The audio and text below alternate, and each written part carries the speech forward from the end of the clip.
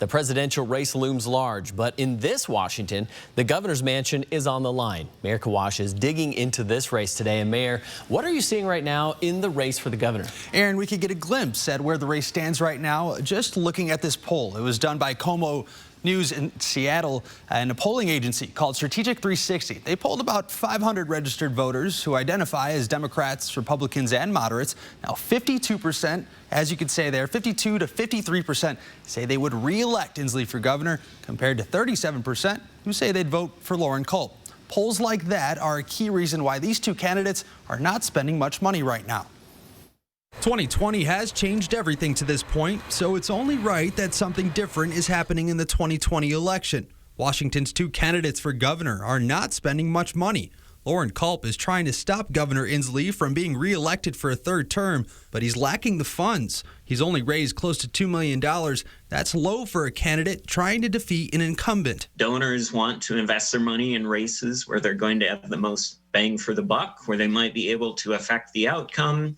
And in these races, it looks pretty clear that the incumbent is going to go on to victory. Inslee has raised about $6.5 million to this point. Some of that is leftover money from his previous elections. He spent $3 million 39 days away from the election. Most of that money has not been spent on TV ads like we're used to. It's gone to paying his campaign employees.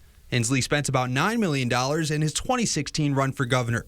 Now, COVID-19 has also changed the race. These two candidates can't hold their usual rallies or come knocking on your door to ask for your support. It really has been an election conducted through the news media, through online, through digital politics. The poll from Como News also asked voters what they think about Inslee's response to the pandemic. 59% approved and 35% disapproved. The pandemic is also taking priority on voters' minds rather than other policies that usually sway them one way or the other. It's hard to ignore the pandemic and the country and the state's response to that pandemic, and then the issue of the economy and employment.